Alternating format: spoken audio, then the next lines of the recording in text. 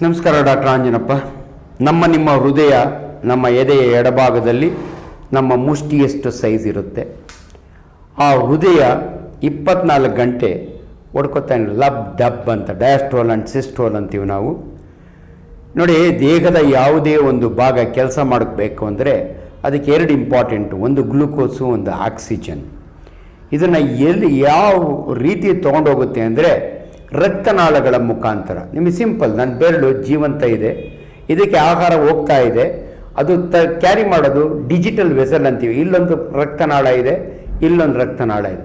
ಇವೆರಡನ್ನು ನಾನೇನಾದರೂ rubber band ಹಾಕಿ ಬಂದ್ ಮಾಡಿಬಿಟ್ಟ ಅಂದರೆ ಅದು 4 ಅವರ್ಸ್ನಲ್ಲಿ ಸತ್ತೋಗುತ್ತೆ, ಬೆರಳು ಗ್ಯಾಂಗ್ರೀನ್ ಆಗುತ್ತೆ. ಅದೇ ರೀತಿ ನಮ್ಮ ಹೃದಯಕ್ಕೆ ರಕ್ತನಾಳಗಳಿದ್ದಾವೆ, ಕರೋನರಿ ವೆಸಲ್ಸ್ ಅಂತೀವಿ ನಾವು.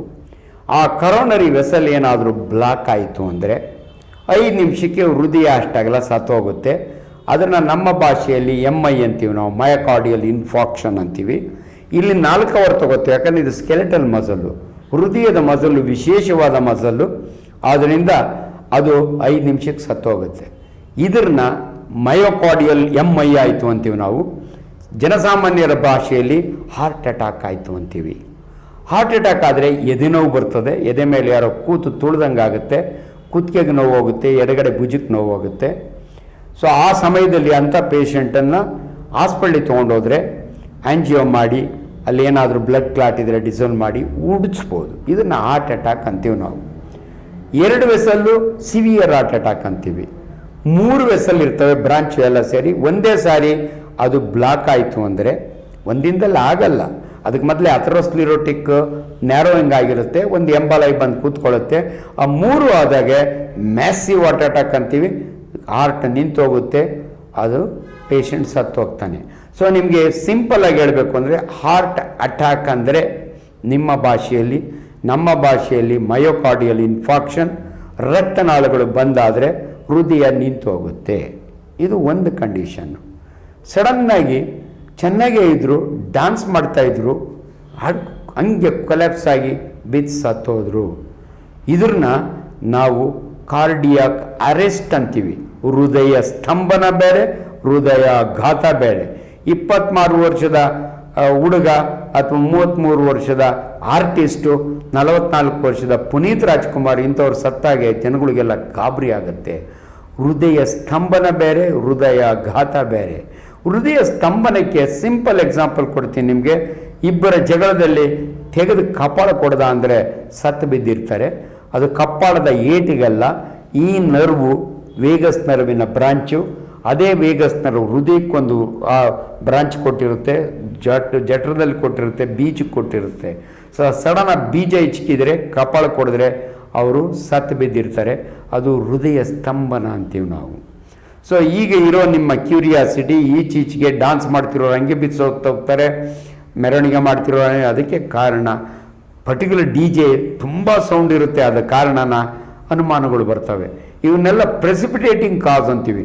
ಸಡನ್ ಕೆಟ್ಟ ನ್ಯೂಸು, ಸಡನ್ನ ಬರುವಂಥ ಆನಂದ, ಎಲ್ಲೋ ಒಂದು ಕಡೆ ಖುಷಿ, ಸಡನ್ನಾಗಿ ಶಬ್ದ ಇದ್ಕಿದ್ದಂಗೆ ತಡಿಲಾರ್ದ, ಇವೆಲ್ಲವೂ ಕೂಡ ಸ್ಟಿಮ್ಯುಲೇಟಿಂಗ್ ಎಫೆಕ್ಟ್ಸು ಹೃದಯಾಘಾತಕ್ಕೆ, ಹೃದಯ ಸ್ತಂಭನಕ್ಕೆ. ಹೃದಯಾಘಾತ ಅಲ್ಲ, ಹೃದಯಾಘಾತಕ್ಕೆ ಮೆಕ್ಯಾನಿಕಲ್ ಪ್ರಾಬ್ಲಮ್. ಹೃದಯಾಘಾತ ಆಗಬೇಕು ಅಂದರೆ ರಕ್ತನಾಳ ಬ್ಲಾಕ್ ಆಗಬೇಕು. ಯಾಕೆ ಬ್ಲಾಕ್ ಆಗುತ್ತೆ ಡಾಕ್ಟ್ರೆ? ಇಲ್ಲಿ ರಬ್ಬರ್ ಬ್ಯಾಂಡ್ ಹಾಕಿ ತೋರಿಸ್ದೆ ನಾನು, ಅಲ್ಲಿ ಯಾರು ರಬ್ಬರ್ ಬ್ಯಾಂಡ್ ಹಾಕ್ತಾರೆ? ದೇವರು ಆ ರಕ್ತನಾಳನ್ನು ಕೊಟ್ಟಿರ್ತಾನಲ್ಲ, ನಿಮ್ಮ ಕೊಲೆಸ್ಟ್ರಾಲ್ ಜಾಸ್ತಿ ಆಗಿ ಇಷ್ಟಾಗಲ ಇರೋ ಲೂಮೆನು ಇಷ್ಟಾಗಲ ಆಗ್ತದೆ, ಒಳಗಡೆನೇ ತುಕ್ಕಿ ಹಿಡಿಯುತ್ತೆ, ಕೊನೆಗೆ ಅದು ಪೂರ್ತಿ ಬಂದಾಗಿ ಹಾರ್ಟ್ ಅಟ್ಯಾಕ್ ಆಗುತ್ತೆ. ಅಥವಾ ಇಷ್ಟಿರುತ್ತೆ, ಬೇರೆ ಕಾಲಿನಿಂದ ಎಲ್ಲೋ ಒಂದು ಥ್ರಾಂಬೋಸ್ ಬರುತ್ತೆ, ಬಂದು ಇಲ್ಲಿ ಬ್ಲಾಕ್ ಆಗುತ್ತೆ, ಆವಾಗ 5 ನಿಮಿಷದೊಳಗೆ ಹಾರ್ಟ್ ಅಟ್ಯಾಕ್ ಆಗುತ್ತೆ. ಸೊ ಅದರಿಂದ ಹೃದಯಾಘಾತ ಆದರೆ ಸಮಯ ಇರುತ್ತೆ ನಿಮ್ಮನ್ನು ಪೇಷಂಟಿಗೆ ಕರ್ಕೊಂಡು ಹೋಗಿ. ಆದರೆ ಕಾರ್ಡಿಯಾಕ್ ಅರೆಸ್ಟ್ ಆದರೆ, ನೆನ್ನೆ ನೀವು ನೋಡಿದ್ರಿ, ಸ್ಟ್ಯಾಂಪೇಡ್ ಡೆತ್ ಆದಾಗ ಯಾರೋ ಒಬ್ಬರು ಕಾರ್ಡಿಯಾಕ್ ಮಸಾಜ್ ಮಾಡಿದ್ದಾರೆ. ಇದನ್ನು ನಾವು CPR ಅಂತೀವಿ. ನಿಮಗೆ ಅದ್ರ ಬಗ್ಗೆ ನಾಲೆಡ್ಜ್ ಕರೆಕ್ಟಾಗಿದ್ದರೆ, ಆ ಪಕ್ಕದಲ್ಲಿ ಒಬ್ಬ ಡಾಕ್ಟ್ರ್ ಇದ್ದರೆ ಡೆಫಿನೆಟ್ಲಿ ಕಾರ್ಡಿಯಾಕ್ ಅರೆಸ್ಟ್ ಆದಾಗೆ CPR, ಕಾರ್ಡಿಯೋ ಪಲ್ಮನರಿ ರಿಸಸಿಟೇಷನ್ ಕರೆಕ್ಟಾಗಿ ಮಾಡಿದರೆ ಉಳಿಯುವ ಅವಕಾಶ ಇರ್ತದೆ. ಸೊ ಇವೆರಡು ಪದಗಳು ನಿಮಗೆ ಚೆನ್ನಾಗಿ ನೆನಪಿರಲಿ.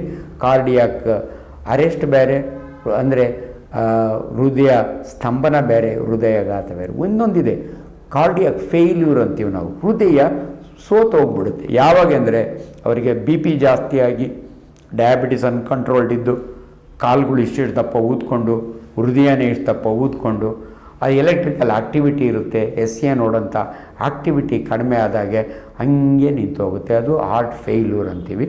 ಅವನು ಕೂಡ ಮೆಡಿಕಲ್ ಕಂಡೀಷನ್, ಅದು ಬೇಗ ಕಂಡುಹಿಡ್ಕೊಂಡ್ರೆ ಒಂದು ಆ ಪೇಷಂಟ್ನ ಕಾರ್ಡಿಯಾಲಜಿಸ್ಟ್ ಟ್ರೀಟ್ ಮಾಡಿ ಒಂದು ಪೇಸ್ ಮೇಕರ್ ಹಾಕಿ ಉಳಿಸ್ತಾರೆ. ಸೊ ನಿಮಗೆ ಹೃದಯದ ಬಗ್ಗೆ ಇಷ್ಟಿರಲಿ. ಬಟ್ ಒಂದು ಭಾಳ ಇಂಪಾರ್ಟೆಂಟ್ ಅರಿವು ಅಂದರೆ, ನೀವೇ ನನಗೇನೋ ಗ್ಯಾಸ್ಟ್ರಿಕ್ ಆಗಿದೆ ಅದಕ್ಕೆ ಹಿಂಗೆ ಆಗ್ತದೆ ಅಂತ ಸೆಲ್ಫ್ ಡಯಾಗ್ನೋಸ್ ಮಾಡ್ಕೋಬೇಡಿ. ಆ ರೀತಿಯಾದಾಗೆ ಜಯದೇವ ಅಂತ ಹಾಸ್ಪಿಟ್ಲಿಗೆ ಅಥವಾ ಯಾರೋ ಕಾರ್ಡಿಯಾಲಜಿಸ್ಟ್ ಹತ್ರ ಹೋದರೆ ನಿಮ್ಮನ್ನು ಉಳಿಸುವ ಪಾಸಿಬಿಲಿಟಿ ಇರುತ್ತೆ. ನೀವು ಹೋಗಿ ಬೇಕಾದ್ರೆ ಅವರೆಲ್ಲ ನೋಡಿ ಏನಿಲ್ಲ ಹೋಗ್ರಿ ಬರೀ ಗ್ಯಾಸ್ಟ್ರಿಕ್ ಅಂದರೆ ವಾಪಸ್ ಬನ್ನಿ, ಆದರೆ ನಿಜವಾಗ್ಲೂ ಹಾರ್ಟ್ ಅಟ್ಯಾಕ್ ಆಗಿದ್ರೆ ನಿಮ್ಮ ಜೀವ ಉಳಿಯುತ್ತೆ. ಇದು ವೆರಿ ಇಂಪಾರ್ಟೆಂಟ್. ಸರ್, ಇದು